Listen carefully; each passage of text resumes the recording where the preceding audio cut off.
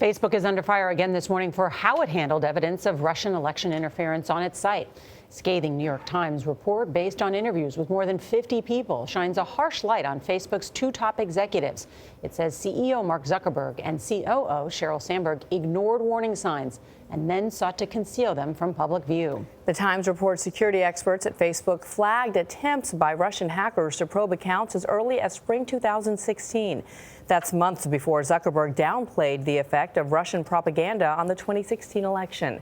It also said Sandberg oversaw an aggressive campaign to combat Facebook's critics. In a response to the article, Facebook told us, "We are working hard to ensure that we protect our community from bad actors." CBS News contributor Nicholas Thompson is Wired's editor-in-chief, and he joins us with more on this expose. Nick, great to see you. A big bombshell from the New York Times. Yeah. Facebook already responding by saying that it's already ended its relationship with that consulting firm that was disparaging those who were speaking out against Facebook. Is that enough, or do we need to see more of a change, specifically leadership? Well, that was a very small step. They ended one relationship with one company doing one set of small things that a lot of people were critical of. So is that enough to change it? Of course it's not enough to change the narrative. But the question you asked is exactly the right one. Is there going to have to be a big change in leadership at Facebook? My instinct is probably not. People still trust Sheryl. They still trust Mark. By and large, they're very well respected by the board, which is the most important constituency. So I don't think they're going anywhere. So from a credibility standpoint, where does that leave Facebook users?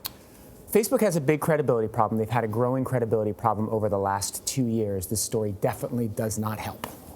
The issue is that in 2016, Mark Zuckerberg publicly said it's crazy to think that they influenced the election or that there was Russian involvement. But the real story is that inside Facebook, they knew about Russian involvement. Well, okay, so this is super complicated to untangle. So what he said is that fake news didn't have a big impact on the election. At the time, they knew about some of the fake news, and they knew about Russian military operations, hacking operations. The big question, which isn't really answered in the Times story, is whether they knew about the Russian propaganda pages, the fake pages and all those fake ads.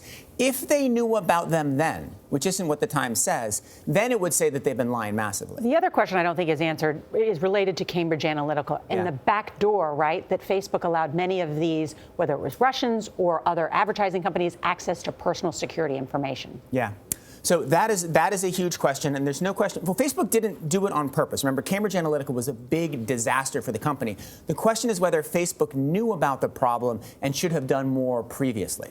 They have basically said, though, very publicly, Mark was on Capitol Hill, he sort of had a public flogging. They've said, listen, we've screwed up, we made a mistake, we should have done more, we should have done better. Yeah. What do you think needs to happen now? Well, okay, so for them to really get out of this? Because the biggest question for the company, and something the Times has been reporting on, but it isn't in this story, is has the company fundamentally changed? Do they take propaganda much more seriously? Are they working much harder to protect your privacy? There's a lot going on at the company right now. I think they're making steps. We don't know if they've done enough. And for now, you think management is safe? Management is safe. Nick Thompson, thank you so much. Thank you.